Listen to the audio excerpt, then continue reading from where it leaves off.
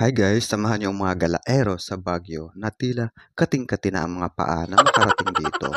Imagine, biglang nagkaayaan lang, pero nagkaroon ng katuparan. Totoo nga ang kasabihan na mas maganda pa yung biglaan kaysa yung matagal na pinaplano na wala namang katuparan. Alam niyo ba guys na mas maganda yung biglaan kaysa yung matagal na pinaplano na mauwi ka sa drawing lamang. Alam niyo ba na sa pagkakataong yan, kahit hindi ka siya ay pilit pinagsiksik sa van, yung tipong nauwi na sa kalungan para lang mapaka siya sa van.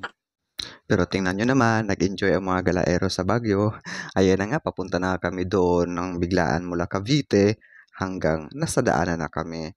Kaya tuloy-tuloy pa rin. Ayan nga, nakarating na kami sa mismong Baguio. Kung napansin niyo, mas malabo pa sa relasyon yung dalawa. Ang lugar na kung saan aming dinadaanan.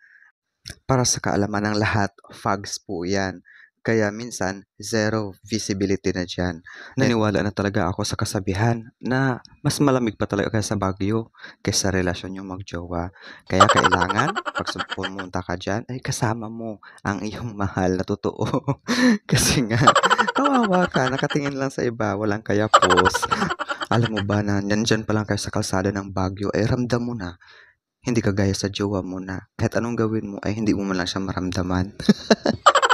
Ayan na nga, pagdating namin imbis na maghanap ng matulugan para mag-stay diyan sa Baguio, eh mas inuuna pa ang gumala diyan sa tinaguriang Mother Park, ang Burnham Park. Sabi nga nila, kahit gabi mag-enjoy ka naman. Well, totoo nga naman, ayun, kung mapapansin nyo, inikot na namin ang Burnham Park. Kung napapansin nyo, na madilim pero maliwanag. Ang gulo, 'di ba? Madilim siya kasi gabi na, pero maliwanag dahil sa mga pailaw nila, 'di ba, ang ganda. Ang lamig-lamig na diyan, ramdam na ramdam nila ang Baguio. Pero ako, nakasimpleng t-shirt lamang, yung iba pa nga naka-tube pa, eh. 'Di ba, ang ganda talaga niya, guys. Kung napapansin niyo na sobrang daming tao, pero according to my research at sa mga napapanood ko dati, maraming nagti-trip diyan. Sa mga hindi nakakaalam, yung mga nagti-trip, yung mga gumagawa ng kababalaghan. Which is totoo naman nung nag-CR kami, eh, may nakita nga kami, yung isa pa nga sumisa niya sa akin na sumunod sa kanya. Oh my God, true to life. Hindi ko akalain na totoo pala talaga yung mga napanood ko, mga nabasa ko na sa mismong Baguio, sa park na yan at sa iba't ibang park, eh, may mga ganun pala talagang nangyayari. Kaya pala siguro maraming dumadayo kasi alam niyo na, mga tao, mga mga ayun na nga, nandiyan kami sa tinatawalang lagoon. Yung pwede kang mag-rides pero dahil nga gabi, huwag kang atat, mag-antay ka ng umaga. Eh, nakapark pa yung mga sasakyan nila. Sabi ng kasama ko, "Sarap maligo. O sige, subukan mo magtampisaw." Ayun, ang ganda ng pailaw nila, 'di ba? Nagre-reflect sa tubig. Tsaka siyempre 'pag nandun ka, hindi mawawala yung picture dito, picture doon. Ang ganda-ganda. Siyempre, lalo na kung first time ka makarating sa lugar na 'yan, ay sulitin mo na. 'Di baling walang tulog kaysa walang gising, 'di ba? Kahit pagod na pagod, eh, siyempre diretso sa park. O sige na, hala, picture dito, picture doon, kahit mga pagod na, puyat pa. O 'di ba, sa haba ng biniyahe, sige, ngiti pa rin. O 'di ba, ramdam mo yung ligaya nila. O 'di ba, kahit naman ako, 'di ba, pumosing pa, pero dahil hiyang-hiya ako, idinaan ko na lang sa ganyang reaksyon at porma. O 'di ba? O siya guys, paalala lang, Baguio yan, bundok. Kaya 'pag nandiyan ka, dapat mag-ingat ka dahil maraming hagdan. Hindi yan pantay kasi nga bundok, 'di ba? Huwag kayong gumaya sa akin na tatanga-tanga, kaya ilang beses natalisod. Ayan, habang naglalakad kami diyan, 'di ba nakakahiya naman, maraming tao ta's bigla ka nalang madapa dahil sa katanghan mo. Tapos siyempre dahil walang ilaw, eh, walang sun. So, pinagkasya ko na dahil sa sunflower, at least may sun, flower nga lang. Maraming mga puwede kang maglaro diyan, mag-bike.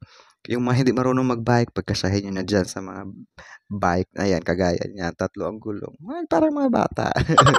Matatanda na, umuwi sa pagkabata, oh, 'di ba? Ang mahalaga ay nag-enjoy ka. Hindi ka mawawala, maraming signage diyan. Ayan, oh, may mga pailaw malapit sa lagoon, oh, 'di ba? Kung iisipin mo, paikot-ikot lang kami, hindi ko nga alam kung may hinahanap ba talaga kami, pero hindi ko maintindihan. Wala talaga kaming mahanap, pero ako may hinahanap talaga ako diyan, alam niyo na. Yung mga nagti-trip ko, sila hindi ko alam. Sabi nila naghahanap sila ng magandang puwesto, which is nasa magandang puwesto naman kami. Pero sige, tuloy lang, ituloy ang laban para masiyahan. Ayan, oh, nagkakagulo na sila kung saan pupunta, eh, pareho lang naman ang mga tao diyan, pareho lang ang mga lugar. Park pa rin 'yan. Ayan, oh, 'di ba, nagdiskusyonan sila, "Bahala kayo basta ako pinagkasya ko na mag-enjoy ang sarili, pati ilaw ba naman pinicturan or bini-video na." Oh, 'di ba? Tinatawanan nila ako kasi kahit mga pailaw ay pino-focus ko pa. Pero hindi nila alam na ayun bini-video ko sila ng palihim. Yan pala yan yung SM guys, yun. 'Pag halimbawa araw, eh, mamasyal ka sa SM tapos biglang labas naman diyan sa Baguio, tingnan natin kung hindi manginginig yung tumbong mo sa sobrang lamig. Malamig na nga sa sobrang park, mag-SM ka pa, pero ang mahalaga nag-enjoy ka. Actually plano namin talaga na pumunta diyan kinabukasan kaso nga lang, ayun, mas pinagkasya namin pumunta na sa ibang lugar para hindi sayang ang opportunity, 'di ba? At dahil pagod na at gutom pa, eh, naghanap na kami matulugan, ayan. Nakahanap nga kami diyan sa may Lin's Transient. Paalala lang guys, mas maganda maghanap ng transient kaysa mga hotel dahil sa mga hotel ang sobrang mahal guys. Sa transient nasa ano lang ang isa, 500 per head. Kaysa mga hotel na hindi bababa ng 10,000 per head. O 'di ba, isang gabi lang, doon tayo sa mura, at least practical, 'di ba? Lin's Transient. O yan, ang ganda diyan. Pero daming room 'yan guys, tapos may ano pa sila sa taas, ayun, puwede kayong mag-billiard, maglaro, 'di ba ang saya-saya. Sulit yung binayad namin na 10,400 kaming lahat na isang buong van, 24 kami lahat. So 'di ba, kung gusto niyong pumunta, eh, grupo, mag-ambagan na kayo para mas makatipid, 'di ba? Ang saya-saya. Maraming room 'yan diyan, siguro nasa mga 5 rooms, tapos 5 CR, 3 kusina, o 'di ba? Tapos meron ka puwede kang mag-order diyan.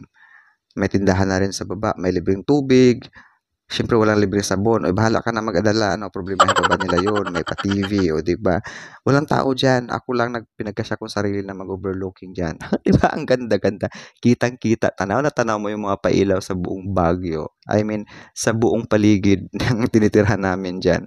Actually, isang gabi lang kami diyan kasi nga pumunta lang naman kami para mamasyal, hindi para stay ng matagal, 'di ba? Mula sa taas, oh, tanaw na tanaw mo yung mga bahay, yung ilaw, 'di ba ang ganda? At kinabukasan nga, hindi na namin sinayang ang oras, ayan, umakyat na kami papuntang grotto. Actually, wala akong kaalam-alam kung ano ang grotto, basta grotto lang daw. Ang alam ko lang, Baguio, masaya pa rin kahit saan. Lalo na't first timer ka, ay naku, ma-inspire ka talaga na gumala diyan. Ayan na, nagkakagulo na sila, mag-picture-picture. Bahala kayo diyan, basta ako ay aakyat na, eh. Kasi papunta na nga yan sa hagdan na papuntang langit, tila piso na lang pamasahe papuntang langit, makarating ka na doon. Ayan, oh.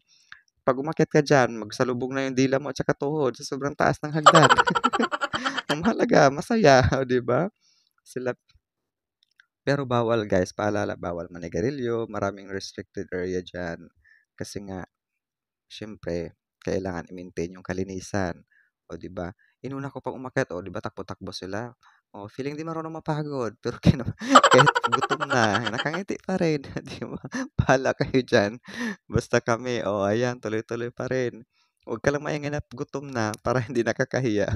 At least sa mga gusto magpa-sexy, akyat ka lang diyan, akyat baba. Oh, 'di ba ang taas pa niyan guys, nangalahati pa lang tayo, papunta pa lang. Pero tingnan mo naman sila nakangiti. Tuloy-tuloy pa rin ang laban. Sabi nila, bilangin daw ang steps, kung ilang steps na, eh, bahala kayo diyan. Wala akong panahon magbilang, basta ako nag-enjoy sa paligid.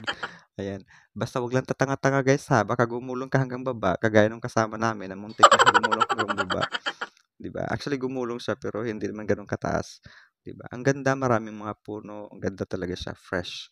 Kung gusto mo kung yung tipong bigong-bigo ka na, pumunta ka lang diyan, engage with nature, para naman mabawasan yung sakit na iyong dinadala.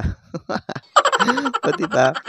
Ang lamig diyan, sa taas ng hagdan na 'yan, hindi man lang kami pinagpawisan. Naramdaman ko yung pagod, sakit sa tuhod kasi nga alam mo na senior citizen na. Pero hindi ako pinagpawisan. Yan tila yung tatlo, oh, naghahabulan. Pero ang totoo naghahanap ng CR 'yan. Ang ganda diyan, totoo lang. Marami kami diyan pero hindi ko pino-focus sa maraming tao para maramdaman ko naman na talagang mag-enjoy ka. Ayan, oh, kitang-kita mo mula sa taas yung mga puno at saka yung mga tingnan mo, oh, focus-focus yung camera ko. Yan yung ayan SM yan. Binibidyo ko mula diyan kasi malapit lang naman siya, 'di ba? Oh, 'di ba? Di ko alam kung ano ba talaga hinahanap ko diyan, bakit pino-focus ko yung camera ko. 'Di ba marites talaga ang peg. 'Di ba ang ganda ng mga puno diyan kaya siguro, sobrang lamig. Ayan na guys, nasa pinakaano na kami, 'yan, pinakatuktok, 'yan na yung tinatawag nilang grotto. Ngayon ko lang nalaman, ayun oh, may pa Ten Commandments pa sila. Oh, 'di ba? Oh, magbasa ka diyan kung hindi ka marunong magsimba na may matutunan ka naman. Hindi lang puro gala, walang paambag sa buhay, walang kaalaman, 'di ba? Tatanga-tanga. Oh, ayan. Oh, 'wag daw mamitas ng ang mga bulaklak. Picturan mo na lang, 'wag lang dalhin kasi bawal 'yan, oh, 'di ba? 'Yan ang nagdagdag ng attraction sa kanila diyan, yung utot-utot, mabango, sabi nila. Pero bakit utot-utot? Dahil mabaho mo yung utot. Oh, ayan, mayroon pang ano yan, donation box yata 'yan. Huwag kang magnakaw diyan, uy. Donation box 'yan. Ayan, 'yan yung tinatawag nilang pinaka-grotto. Diyan ko lang nalaman yun pala yung tinatawag nilang grotto, 'di ba? Hindi sila magkamaya o sa ano, pagpapa-picture. Oh, 'di ba? 'Yan na yung pinakatuktok guys. Yung isa diyan si QRT nagsindi siya ng kandila para naman siguro nagdasal siya, nagpasalamat, 'di ba? Kasama naman 'yan sa buhay. Oh, 'di ba? 'Yan 'yun, ang pinaka-highlights, 'di ba? Meron pa yung mas mataas diyan guys, yung pinakahuli pero bawal na. Para lang sa mga celebrity, tayong mga pipitsugin hanggang diyan lang. Huwag ka ng mangarap pa. Ayan, oh, may hagdan pa. Oh, 'di ba? Picturean mo lang yung mga puno, eh, talaga nga namang nakakabawas ng stress sa buhay lalo na kung ikaw may pinagdaanan sa iyong jowa. O ayan, pagkasahin mo na, focus-focus mo na sa mga halaman na maramdaman mo naman na nakipag-engage ka sa ano, sa nature, 'di ba? Alam niyo ba guys, ang lugar ng Baguio or hindi lang sa Baguio basta mga lugar na punong-puno ng bulaklak, mga kahit anong klaseng halaman, eh, talagang nakakatanggal talaga ng stress. Kaya dun sa mga tao na sobrang sipag sa trabaho, mga taong maraming pinagdaanan sa buhay, eh, try niyong mag-engage sa nature. Hindi lang pagpamilya, sa mga magjowa, sa mga taong gusto talagang mawalan or mabawasan yung stress na dinadala nila. O ayan, maraming mga tourist spot na kung saan puwede kang mamili, ayan. Sa Baguio, 'yan ang talaga pinaka-trademark nila. So ayan, 'di ko talaga pinakawalan yung pagkakataon na makapagpa-picture diyan sa harapan ng mga 'yan. Puwede kang magsuot ka pala ng uniform diyan pero may bayad 'yan guys, huwag kang atat na magsuot kung wala kang pera kasi wala ng libre sa panahon ngayon. Ayan, pauwi na nga kami kasi mga gutom na ngalay na yung tuhod, 'di ba? Ingat diyan, kumapit ka sa hawakan kasi baka masubsob ka lalo na sa pag-akyat pa lang, eh, nakakagutom talaga, 'di ba? Kaya dapat 'pag pumunta ka diyan may dala kang baon. O paalala lang guys, maraming bawal diyan. So, dapat alamin mo kung anong mga bawal, o 'di ba? O 'yan, pababa na sila. Mga parang tila nanghihina na. Sa tingin pumosing pa, akala niya picture daw. Yun pala video. O 'yan, yung isa hindi nakaakyat kasi bawal ang aso. Kaya ikaw kung may dalang aso, huwag ka na umakyat. O 'di ko akalain may jeep din pala diyan, pasaheroan, pero bihirang-bihira lang. Pagkatapos diyan dumaan kami sa mga bilihan ng souvenir. Siyempre hindi mawawala yung mga souvenir para maramdaman mo na nakapunta ka ng Baguio, o 'di ba? Kanya-kanyang pili. Kahit wala kang pambili, sige lang. Okey, bye-bye.